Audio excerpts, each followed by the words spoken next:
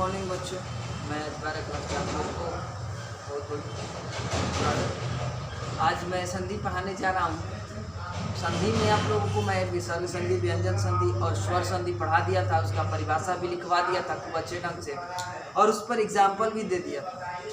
अब हम लोग उसका एक छोटा सा शॉर्ट ट्रिक लेकर आए हैं जिससे आप लोगों को अच्छे से ऑब्जेक्टिव के दृष्टि से समझ में आएगा, यही हमारी उम्मीद है। तो आइए चलते देखते हैं कि संधि में हम लोग जो स्वर संधि है उसमें हम लोगों ने पांच भेद पढ़े थे। दीर्घ संधि, यण संधि, गुण संधि, वृद्धि संधि, अयादि संधि। बहुत सारे बच्चों का कमेंट था कि सर कैसे पहचानेंगे एग्जाम के दृष्टि से, तो उसी को हमने एक छोटे से ट्रिक में लेकर आया हूँ, तो ताकि समझ में आ जाए। देखिए, हम संधि में आप लोगों को पढ़ाया तो स्वर संधि में दीर्घ संधि बच्चों बहुत अच्छे से समझिएगा। देखिए, तो बड़ी मात्रा देखिए यहाँ पर लिखा हुआ है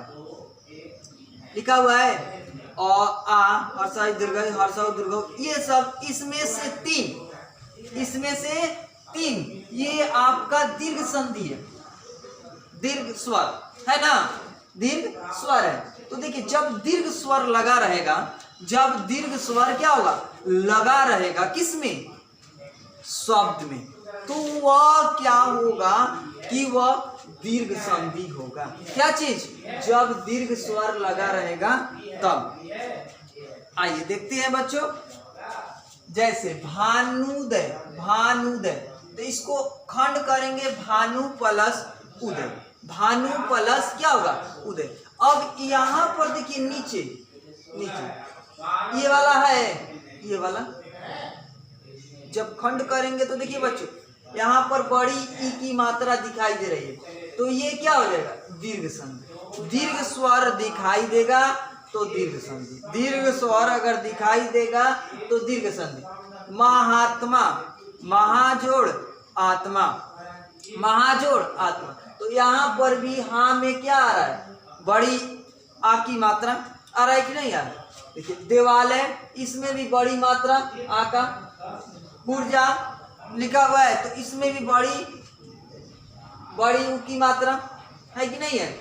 रजनीश, बड़ी की मात्रा।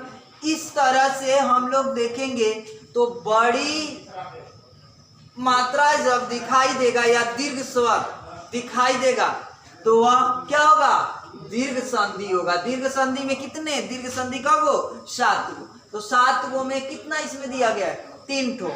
जब हम खंड करेंगे बच्चों स्वर संधि में तो दोनों तरफ स्वर ही आएगा, दोनों तरफ क्या आएगा, स्वर आएगा। इसको हम लोग खंड करते तो भानु प्लस, देखिए यहाँ पर हम खंड कर रहे हैं भानु प्लस उदय। देखिए बच्चों, भानु प्लस क्या चीज, उदय, भानु प्लस उदय। हम इसको खंड किए भानु प्लस उदय, ठीक। इसको मिटा देते हैं बच्चों थोड़ा सा के लिए, भानु प्लस उदय। तो यहाँ पर देखिए, यहाँ पर उ और यहाँ पर भी उ, दोनों तरफ क्या आया है, स्वर। तो ये तो कंफर्म है कि यह स्वर संधि होगा। अगर स्वर संधि में पूछ दे कि कौन सी संधि है, तो बड़ी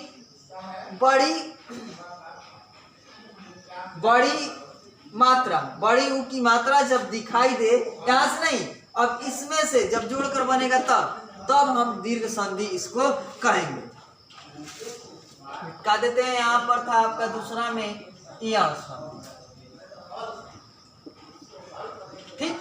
जब दोनों तरफ स्वर रहेगा तो वह पक्का ही स्वर संधि होगा। लेकिन अब उसमें से स्वर संधि में से कौन सी संधि स्वर संधि के भेद के अंतर्गत आता है, उसी को हम यहाँ पर डिफाइन किया। आगे देखिए बच्चों, यण संधि। यण संधि में देखिए, यण संधि ही कर रहा है तो यण, देखिए यहाँ पर भी वह की तरह आ रहा है यण।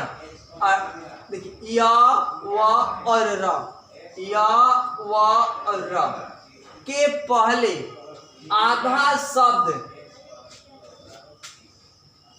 आता है। देखिए बच्चों, यण में य से स्टार्ट होगा, व को हम लोग व मान लेंगे, ण को क्या मान लेंगे, व। तो य व र के पहले क्या होगा, आधा शब्द आएगा। कोई भी शब्द रहेगा जब इन तीनों वर्ण के ठीक पहले या ठीक बाद क्या होगा, ठीक पहले क्या होगा, ठीक बात नहीं, ठीक पहले आधा शब्द आएगा। तो देखिए यहां पर हमने लिखा क्या चीज, स्वागत। तो यहां पर देखिए बच्चों ये वाला है वह, उसके पहले क्या चीज, आधा वर्ण आया है कि नहीं है, तो क्या होगा, यण संधि। अगर इसको खंड करेंगे तो सु प्लस आगर, इसको हम लोग अगर स्वर संधि के अंतर्गत हम इसको संधि करेंगे तो क्या होगा, संधि विच्छेद करेंगे तो सु प्लस आगर।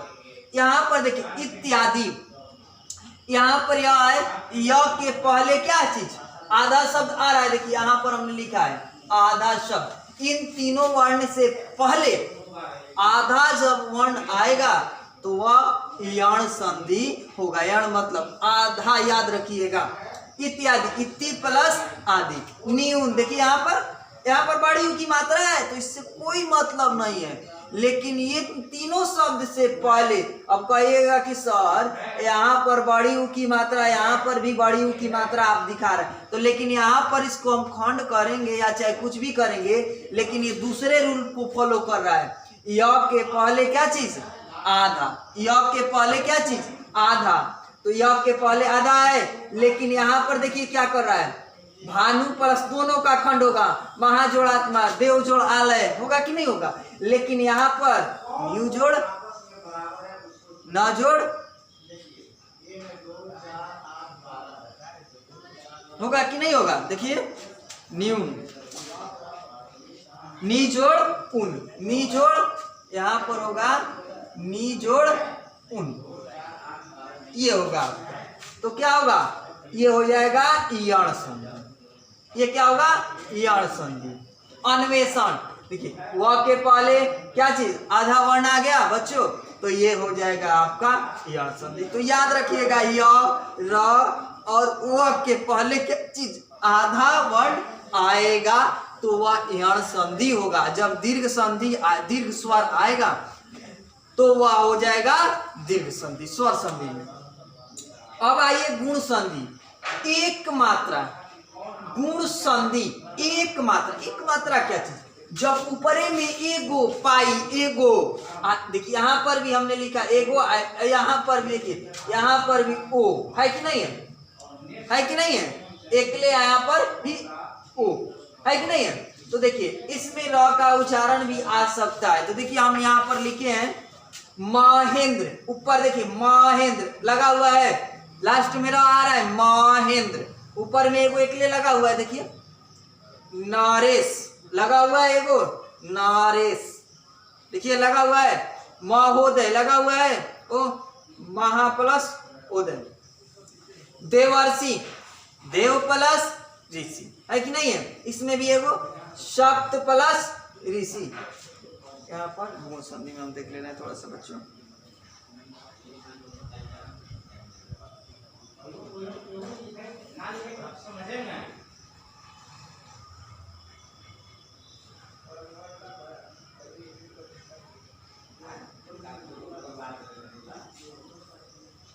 ठीक, कोई दिक्कत। अब आइए वृद्धि संधि में,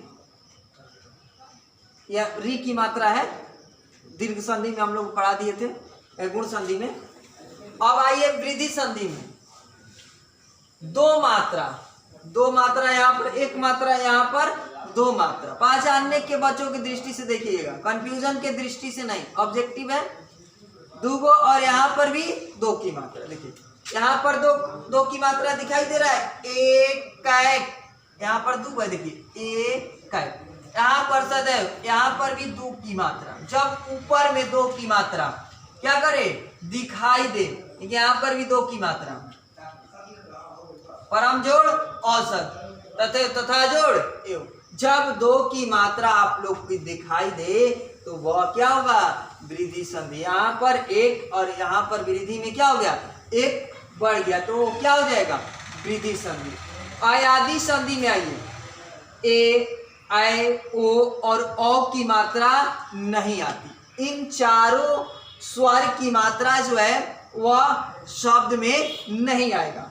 ये अधिकतम 3 अक्षर के होते। कितने अक्षर के, 3 अक्षर के होते हैं, और इनके बीच में य और व आता है।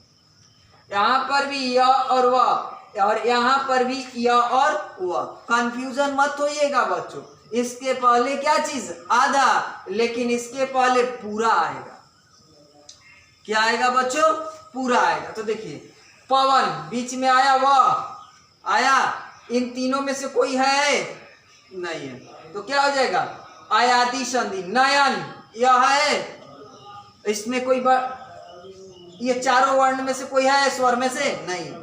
धावक देखिए, वह है बीच में बच्चों, लेकिन इन चारों में से कोई वर्ण स्वर है नहीं है। इसमें भी, नायक में भी नहीं, इसमें भी नहीं। तो इस तरह से हम इसको अयादि संधि बोलेंगे। यहाँ से और यहाँ से मिला लीजिएगा बच्चों।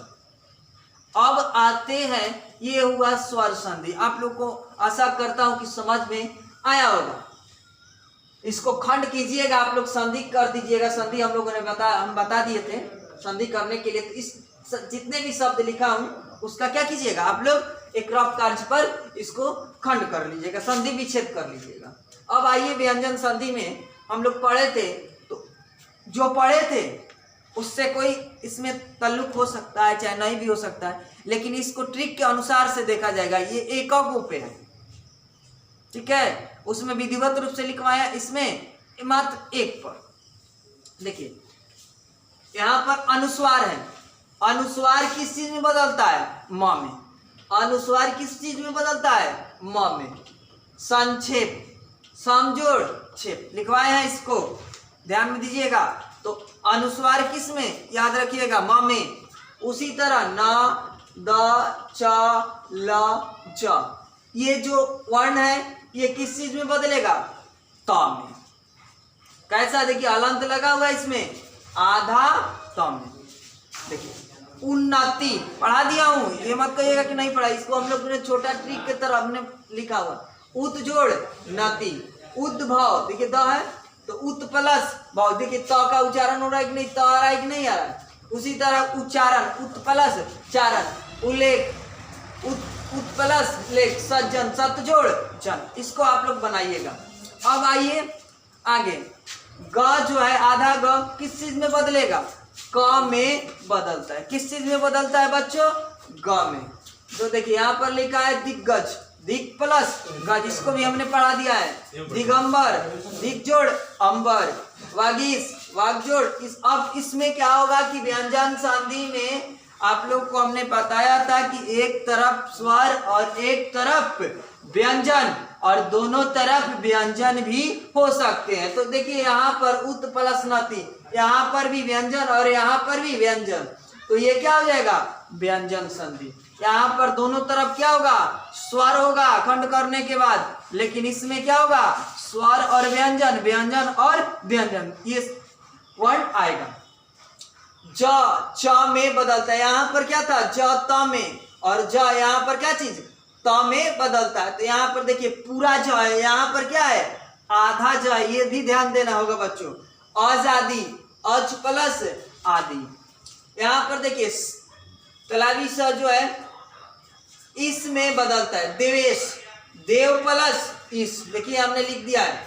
च, इसको भी हमने लिखवाया है। च जो है चक्ष में बदलता है। स्वच्छंद, स्व प्लस छंद।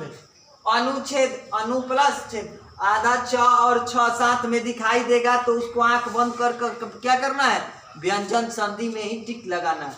अब देखिए यहाँ पर दिखाई दे रहा है बच्चों, शक प्लस शक आए तो यहाँ पर प वाला स, और यहाँ पर र वाला स आए तो स, ये जो दोनों स है जो क्या हो जाते हैं, हट जाते हैं। दानी स और दांती स। परिष्कृत आया है, देखिए यहाँ पर स और क आया है, देखिए प वाला स के साथ। तो हम इसको क्या करेंगे, साफा के लिए उड़ा देंगे, इसमें से स जो है क्या करेंगे, उड़ा देंगे। तो परिस जोड़ कृति और संस्कार समझोड़ कार। कोई दिक्कत बच्चों? अब देखिए षष्ठ आस्था में बदलता है। अब आइए बच्चों यहाँ पर देखते हैं निष्ठा, नी प्लस और ये जो क्या चीज में बदलेगा, आस्था में। तो यहाँ पर आ है तो हमने एक पाई लगा दी आस्था। प्रतिष्ठा, प्रति प्लस कोई दिक्कत? मुदानी स दांती स में बदल जाता है, नी से, इसको भी हमने पढ़ा दिया। तो बच्चों यहाँ पर हमने क्या किया कि जो 12 क्लास का संधि था, स्वर संधि और व्यंजन संधि, इसको हमने ट्रिक के माध्यम से आपको ऑब्जेक्टिव के दृष्टि से हमने बता दिया। इसको गहन से अध्ययन कीजिएगा तो आपका ऑब्जेक्टिव एक भी गलत नहीं होगा। अगला वीडियो में मैं विसर्ग संधि का कुछ ट्रिक लेकर आप लोग के सामने आऊँगा। आप लोग इसको अभ्यास के तौर पर बुक में से देखिएगा, बनाइएगा, नहीं बनेगा तो आप लोग हमें बताइएगा। Thank you.